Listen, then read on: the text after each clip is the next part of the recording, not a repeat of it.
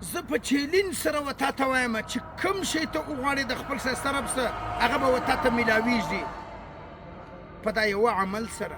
دا زه نه وایم، دا تا ته د مدینې جانان سرور کائنات احمد مصطفی محمد مصطفی صلی الله علیه وسلم ورته ته فرمایي چې کوم هغه څه وغواړې د خپل ښایسته رب څه د دنیا او د آخرت بلایي او کامیابي وغواړې الله یې ورته ته درکوي صرف په یوه عمل سره، په مختصر عمل سره. خو څه یې کوې بدقسمتي او بدبختي دا ده چې هغه مختصر عمل هم ما ورته نه کوو، ځکه ما ورته خپل د مسلو مسایل سره مخامخ یو، خپل حاجتونه په خپل ښایسته رب باندې چې دی هغه نه حل کوو.